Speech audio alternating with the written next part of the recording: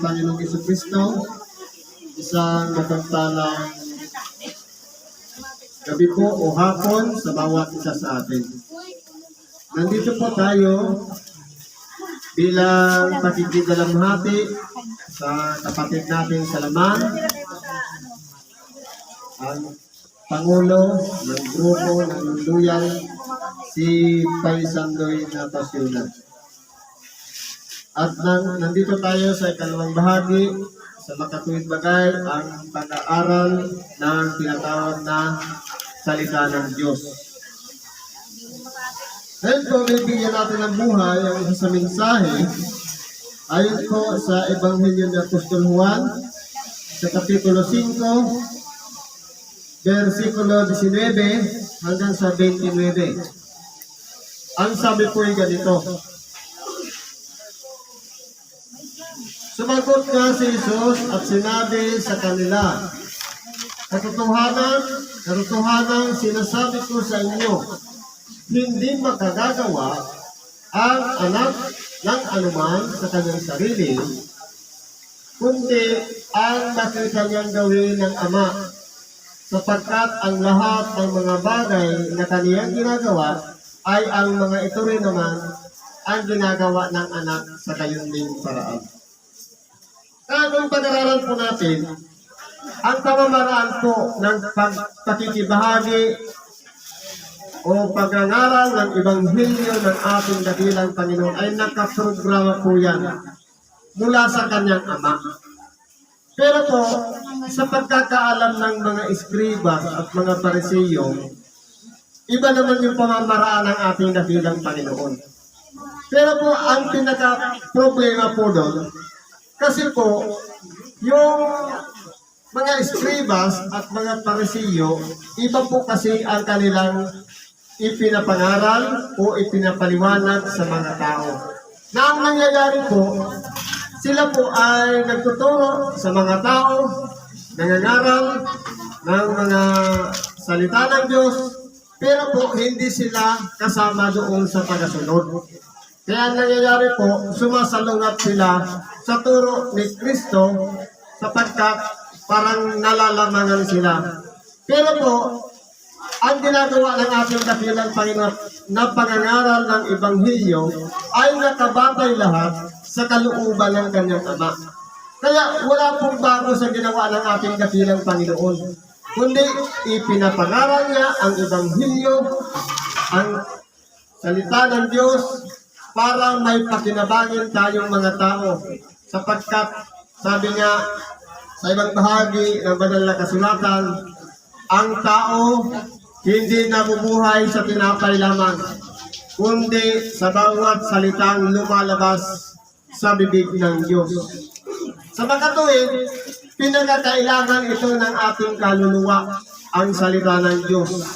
Kung tayo'y nabubusog sa pamamagitan ng pagkain material, kinakailangan din busugin natin ang ating kaluluwa ng pagkain espiritual sa makatuwid bagay, ang pakikinig ng salita ng Diyos. Ano pang sabi dito? Sapagkat sinisinta ng Ama ang anak at sa kanya'y ipinakikita ang lahat ng mga bagay na kaniyang ginagawa. At lalong dakilang mga gawa kaysa mga ito ang sa kanya'y ipakikita niya upang kayo'y magsipanggilalas. Kaya po, sa pamamagitan po ng mga ginawa ng ating dakilang Panginoon, marami po ang nangagtaka sa Kanya. Na kahit tayo man, sapagkat ang pag-aaral para sa banal na kasulatan o salita ng Diyos ay napakahiwaga, malalalim na mga mensahe na hindi maarot ng ating mga pag-iisip. Kaya po, kung palagi na natin narinig ang Ebanghelyo, palagi na natin narinig ang mga panalangin, napakarami pang mga pamamaraan kahit sa pananalangin. Hindi lang pwedeng paluhod, patayo, pahiga, o kahit ano pa pwede natin gawin.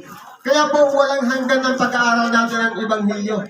Na hanggang ngayon, nagpapatuloy sapagkat hindi po maabot ng limitado nating pag-iisip ang Ebanghelyo. Kaya marami po ang magsisipanggilalas.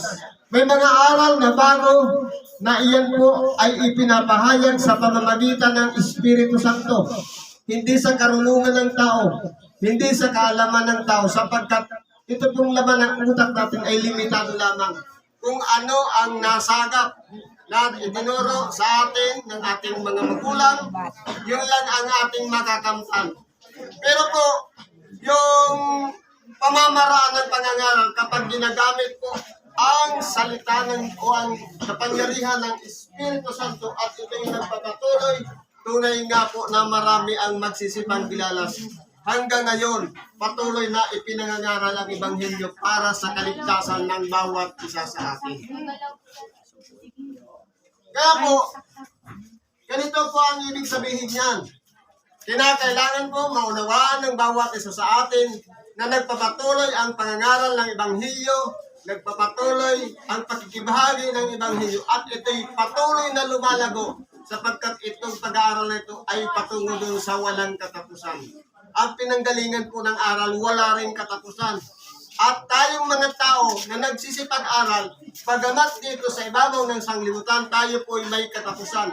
Pero pagdating ng panahon, darating po ang pagkakataon na patungo na tayo doon sa walang katapusan. Kaya po, ang pangangaral po ng Ebanghelyo, kung mula dito sa may hanggan o may katapusan, papunta na tayo doon sa walang katapusan. Kaya po, ang kamatayan, bahagi lamang na kinakailangan danasin ng tao.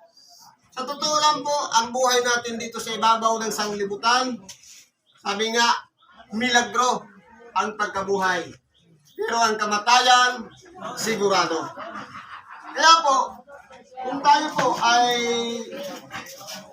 nagpapatuloy sa pangangaral ng Ebanghelyo, nag-aaral na patuloy, tayo po'y lalago at tayo'y matututo rin ng iba pang mga aral na ipapahayag sa atin ng Espiritu Santo. Kung ang ibang mga tao nga ay nagtaka sa ating dakilang Panginoon, ang mga taong nakapaligid sa Kanya, gaano pa kaya ngayon na ibubuhos ng Espiritu Santo ang Kanyang kapangyarihan para sa mga tao nang sa ganun patuloy na lumago ang pangangaral ng Ebanghelyo. Ano ba ang sabi dito? Ano ba ang sabi dito? Sapagkat kung paanong ibinabangon ng Ama ang mga patay at siya'y binubuhay, kaya hindi naman binubuhay ng Anak ang kanyang mga ibigin. Kaya kung maalala natin, ang gusto talaga ng Diyos, tayo ay magkaroon ng buhay na walang hanggan. Pero po, nasira po ang plano ng Diyos, magmula po nung tuksohin si Adam at si Eva. Kaya nangyari, humantong po tayo sa kamatayan. Kaya ang tao po namamatay dahil po sa pagkakasala.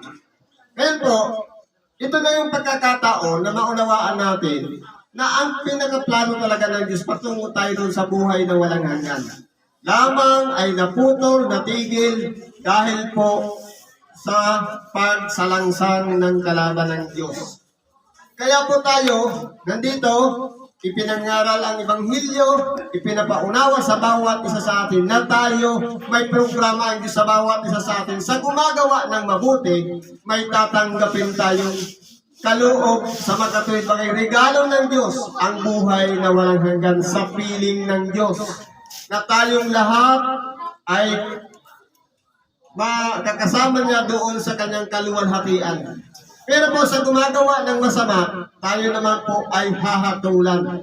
Depende po sa ating mga gawa. Kaya yan po ang pinakaprograma. Kung ano ang naisin ng Ama, nabigyan ng buhay na walang hanggan, yun din naman ang ipagkakaloob ng Anak sa kanyang ibigin. Kaya kung gusto ng ating dakilang Panginoon, halimbawa, nung sa pamamagitan ng kanyang kalooban, binuhay niya si Lazaro. Isang pagpapatunay nun, yun na ang ating dakilang Panginoon may kapangyarihan para sa kanyang sarili na mabuhay siyang mag-isa at bumuhay din ng mga patay. Ano bang sabi dito? Sapagkat ang Ama'y hindi umahatol sa kanino mang tao, kundi ipinagkaloob niya sa anak ang buong paghatol. Totoo po. Ang ama po, hindi po siya hahatol, kundi ipinagkaloob niya sa anak ang paghatol, sapagkat ang anak po ang pinagkalooban ng kanyang mga salita mula sa bibig ng ating dakilang Panginoon, ipinangangaral ang Ebanghelyo. Kaya, kung ano po ang ating natutunan, napakinggan sa Ebanghelyo, kung narinig na pinagnilay-nilayan natin at ito'y inilagay natin sa ating mga puso, sa ating mga pag-iisip, ito po ang magiging batayan ng paghatol sa bawat isa sa atin. Halimbawa, narinig natin ang Ebanghelyo. Pagkatapos po na hindi natin isinasagawa yung Ebanghelyo. Sa pagdating ng paghatol, yung mismong Ebanghelyo o salita ng Diyos na ating tinanggap, yun po ang hahatol sa atin. Sa makatuwid, yun ang pagbabatayan ng Diyos upang tingnan kung tayo ba'y nagtagumpay, tayo ba'y nakasunod sa kalooban ng Diyos, o tayo ba'y sumalangsang sa kanyang kalooban. Kaya yan po ang pagbabatayan ng Diyos. Kaya kung tayo po ay nagsisigawa ng mabuti at sumasang-ayon tayo sa aral na ipinagkaloob ng Diyos, mapapalan tayo sapagkat meron tayong gantimpala para sa Kanya. Pero kung tayo po ay sumasalangsang sa kalooban ng Diyos, meron din tayong ganti mula sa Diyos sa mga tuwid bagay. Tayong lahat na nagsipagsalangsang at hindi sumunod sa kanyang kalooban, may kalalagyan din tayo. Kaya po, pag-ingatan natin yung pamamaraan ng pagtawag sa atin na dapat yung salita ng Diyos na ipinasok natin sa ating mga tainga, pag nilay-nilayan natin habang tayo nag-iisa. Isa-isip natin, isa-buhay natin nang sa ganun ito ang maging gabay sa ating pang-araw-araw na pamumuhay. Sapagkat sino ba naman ang hindi aayaw sa tinatawag na buhay na walang hanggan? Siyempre gusto natin lahat yan. Lamang tayo po ay nasa katawang laman. Nahihikayat tayo. Kaya nagagawa natin yung nais ng laman. Pero ang gusto ng ating espiritu, makasama tayo ng Diyos pagdating ng panahon. Lamang tayo po ay napapahamak dito sa ibabaw ng sanglibutan. Nadadala tayo sa tinatawag na pita ng laman. Kaya po, ano ba sabi nito? Upang papurihan ng lahat ang anak na gaya rin ng kanilang pagpapapuri sa ama. Ang hindi nagpapapuri sa anak ay hindi rin nagpapapuri sa ama na sa kanya'y nagsugo. Kaya po, kung pag-aralan natin, hindi dapat papurihan lang natin ang anak. Kundi, pag pinapurihan natin ang anak, pinapupurihan din natin ang ama na nagsugo sa anak. At kapag pinapurihan natin ang ama, pinapupurihan din natin ang anak na kanyang sinugo. Subalit, mas higit na may kapangyarihan yung nagsugo kisa doon sa sinugo. Sapagkat kumbaga, sa isang bagay, ang nagsugo, siya po ang pinanggagalingan ng pagkasugo at ang ating dakilang Panginoon ang sinugo. Kaya kung tayo po'y sumasampalatay, tinikilala lang natin ng ating dakilang Panginoon at ating pinakikinggan ang kanyang mga pangaral o Ebanghelyo, pinakikinggan na rin natin ang kanyang Ama. Ganyan po yan. Ano pang sabi dito? Katotohanan, sinasabi ko sa inyo, ang dumirinig ng aking salita at sumasampalataya sa kanya na nagsungo sa akin ay may buhay na walang hanggan at hindi na mapapasok sa paghatol, kundi lumipat na sa kabuhayan mula sa kamatayan. Kaya po, anong sabi dito ng ating dakilang Panginoon? Ang dumirinig ng aking salita.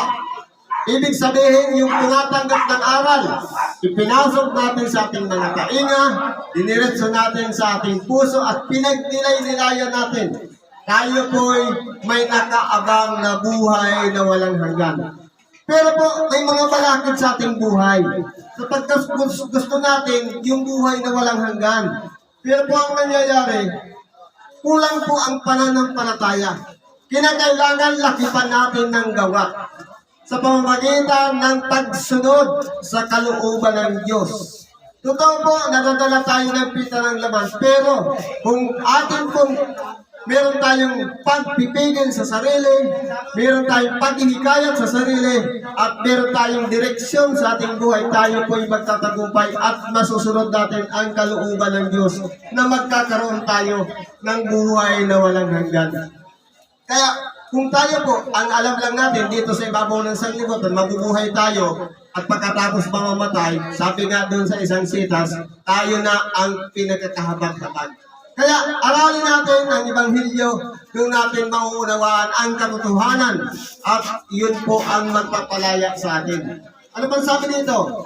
Katotohanan, katotohanan, sinasabi ko sa inyo, dumarating ang panahon ngayon nga na maririnig ng mga patay ang tinig ng anak ng Diyos at ang mga karinig ay mga bubuhay.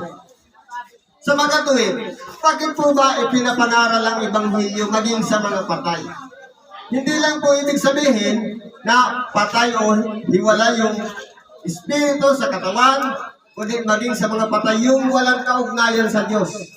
Kaya po ipinangangaral ang Ebanghelyo maging sa mga patay upang magkaroon ng tsansa patungo dun sa buhay na walang hanggan. Kaya kung tayo po dito sa ibabaw ng sanglibutan, hindi natin bubuksan ang ating kaisipan na ang mga namatay na o humiwalay na yung espiritu sa katawan, buhay pa po siya, nakikinig siya ng Ebanghelyo, lamang hindi lang makakilos ang kanyang katawan naman. Pero ang kanyang diwa, ang kanyang espiritu, ang kanyang kaluluwa ay naroon, nakikinig ng Ebanghelyo. Gaano pa kaya tayo na buhay, may kaluluwa, may espiritu na humihinga? Bakit hindi natin tanggapin ang salita ng Diyos? Kung yun ang mga patay nakakarinig, gaano pa kaya tayong mga buhay na hindi natin marinig ang Ebanghelyo ng ating dakilang Panginoon? Kaya po, kung sa kalagayan ng tao, imposible na ang patay makarinig ng Ebanghelyo. Pero sa salita ng Diyos, naririnig ng mga patay ang Ebanghelyo o salita ng Diyos.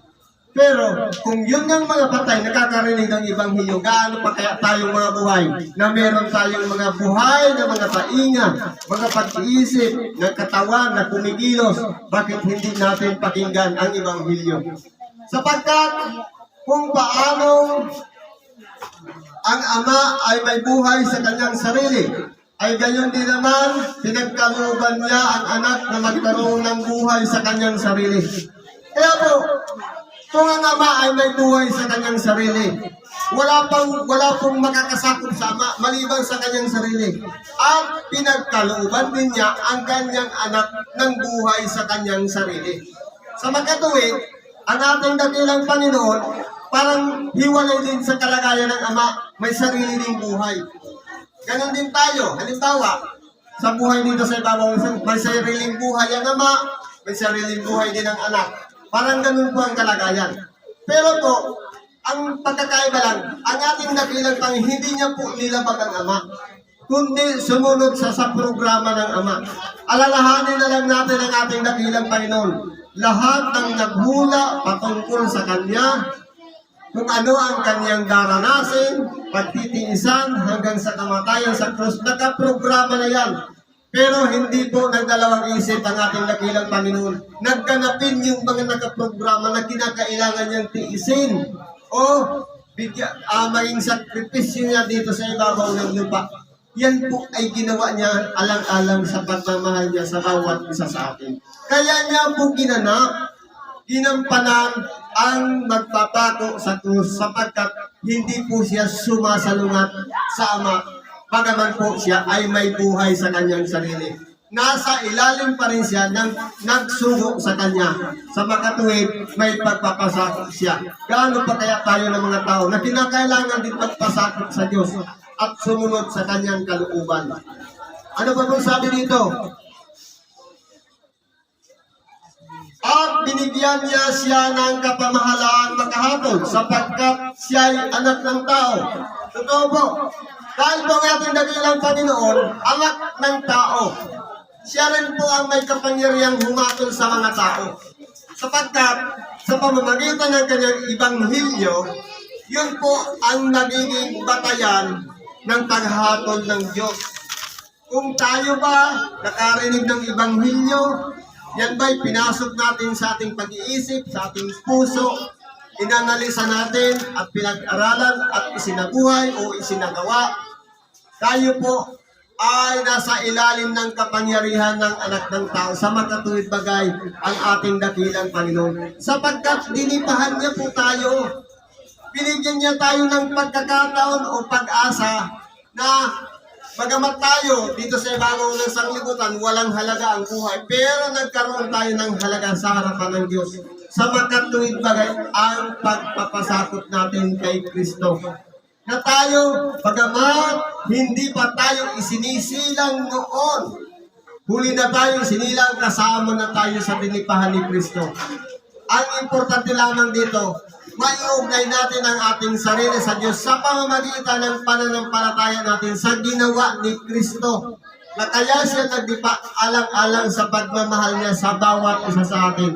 Na hindi niya inisip ang kanyang sarili, kundi tinignan niya kung ano ang dapat niyang gawin para sa mga tao nang sa ganon magkaroon ng pag-asa doon sa nilaan ng Diyos para sa bawat isa sa atin. Ang magtamo tayo ng gantimpala sa Kanya.